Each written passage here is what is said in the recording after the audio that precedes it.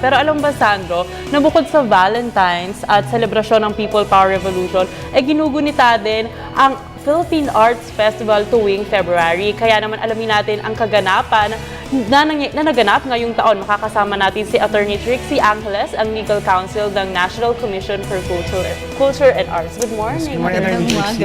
Kamusta po? Yes, at syempre, welcome back sa Good Morning, Boss. Salamat. Attorney, ngayon nga, patapos na nga ang buwan ng Pebrero. Kakamustahin muna natin, kamusta po ang naging Art Fest month natin ngayon? At kasi parang hindi naman po ng karamihan sa atin na ang February pala ay sineselebrate natin bilang Arts Month sa ating bansa. Correct. Actually, diniklara ito noong 1991, ginawang Arts Month ang buong buwan ng Pebrero. Ang tawag natin sa festival ngayon ay Philippine Arts Festival, spearheaded ito by the National Commission for Culture and the Arts. Nag-kick off ito in the first week of February with a flash mob sa MRT stations, Wow. 2 MRT stations sa Manila and in Quezon City. At it was well received. Ang theme ng taon na ito is Art on the Edge. At ina-highlight ito lahat ng mga innovations sa iba-ibang larangan ng sining. So, the NCCA has 7 national committees at lahat sila meron kanya-kanyang presentation for the month, kanya-kanyang celebration. And it was quite fantastic and very well received. So, ang culminating activity nito will be at the end of this month sa Rizal Park na lahat ng national committees ay makikisalo din at mag-showcase ng mga bagong techniques. Attorney, yun lang since yung mga magkakaroon tayo ng culminating event nga, pwede ba rin pag-usapan yung mga event na natapos na kasi sabi niyo may 7 na tayo na iba't ibang commission na may ginawa na kanya-kanya silang event. Ano po yung mga event na kanilang nagawa para po malaman din boss kung ano po yung mga na-miss nila, kumbaga sayang na at pwede na abangan next year.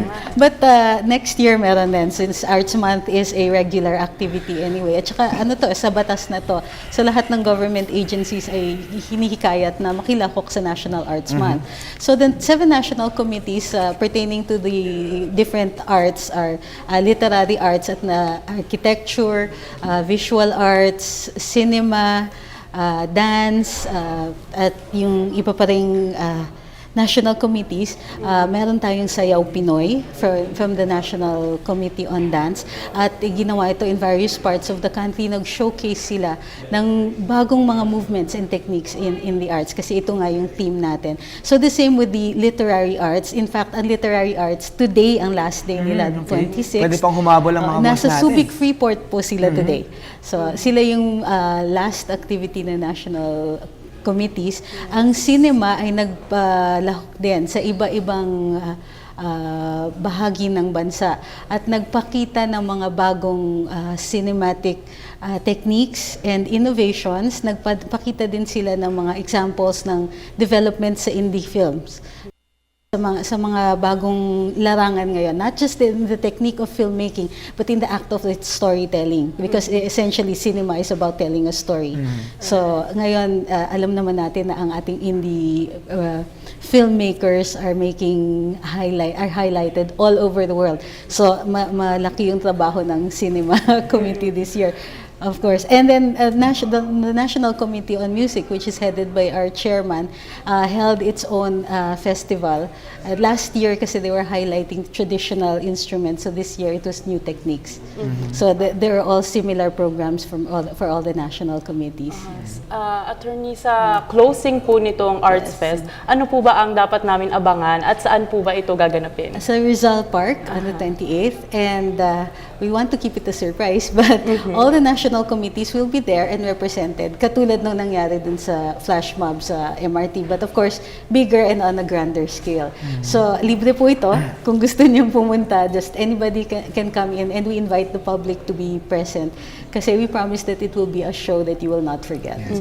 Attorney, like you mentioned earlier, National Arts Month we've been celebrating it on February since 1991.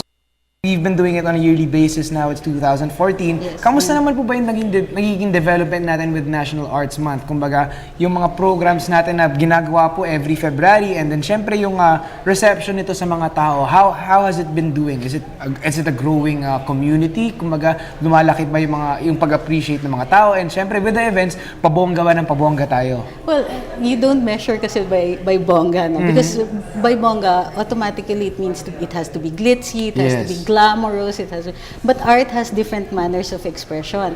Ang masasabi namin sa pag-celebrate ng February as Arts Month or as the Philippine Arts Festival is ang growing consciousness natin dito sa Pilipinas ukol sa sining. At makikita naman natin ito. For example, ang iba-ibang towns ngayon, meron na silang mga artists communities at nagtathrive itong mga to. And in fact, ang NCCA ay tumutulong sa pag-establish ng mga communities na ito at tumutulong kami by holding seminars year-round para makatulong sa mga struggling, mga bagong artists. Constantly nagbibigay kami ng lectures. Meron kaming continuing program for lecturers. Pwede lang kayong mag-request sa NCCA.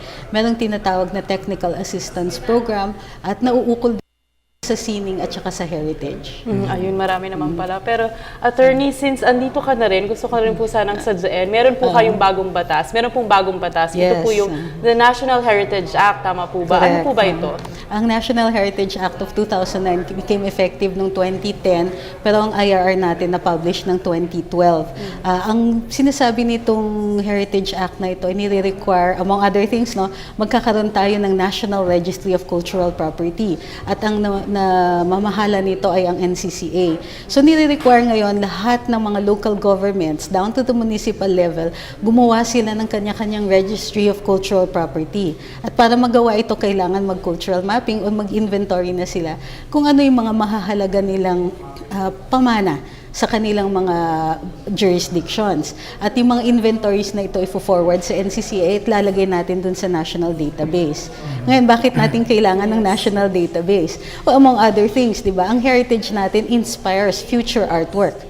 Second, it creates national identity. It helps evolve national identity. Dahil kung di naman natin alam ang pinanggalingan natin, di natin alam ang kasaysayan natin, ang aesthetic values natin, ang heritage kasi expression ng mga values din ng tao.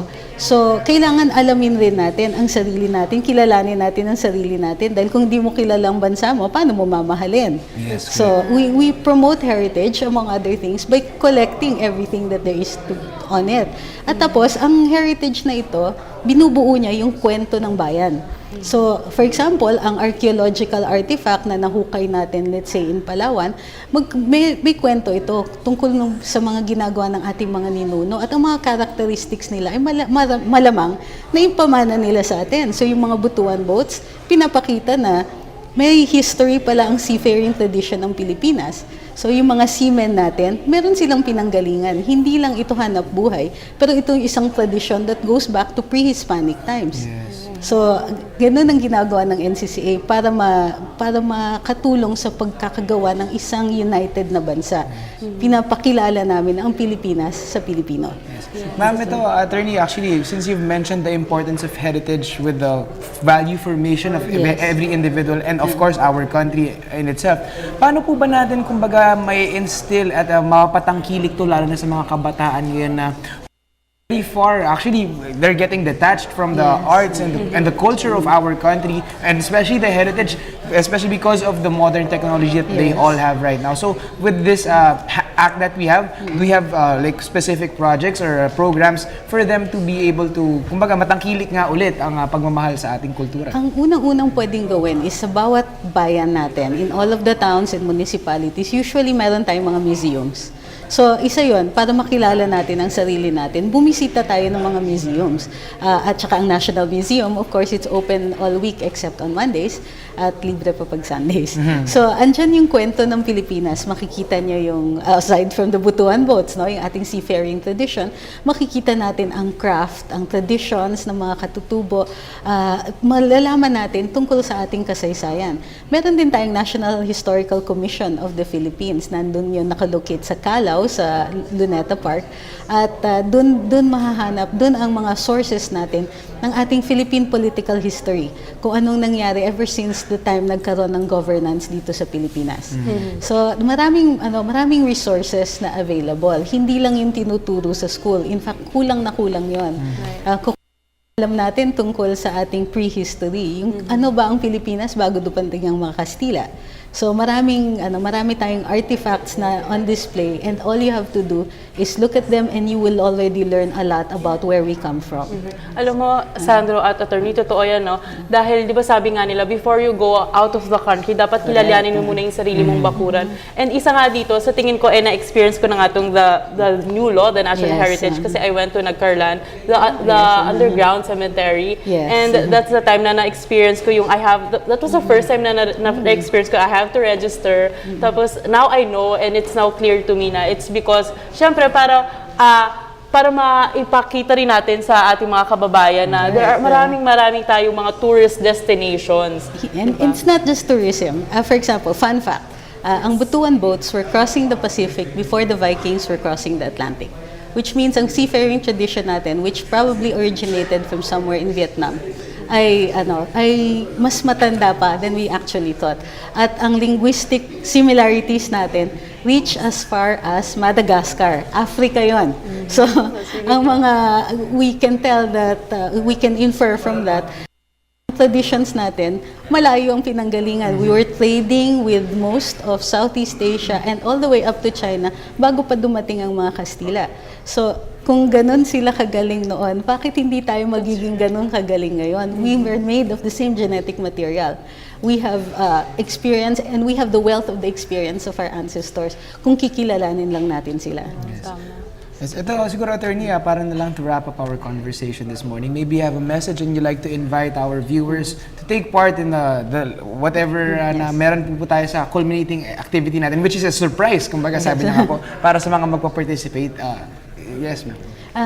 The arts are the current expression of who we are.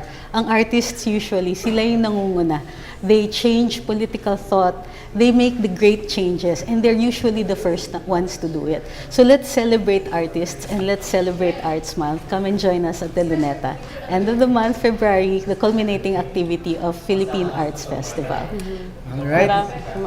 Maraming salamat, Thank Attorney you. Trixie Angeles, ang Legal Counsel ng NCCA. Thank you for your time this morning. Thank you for having me. Ito,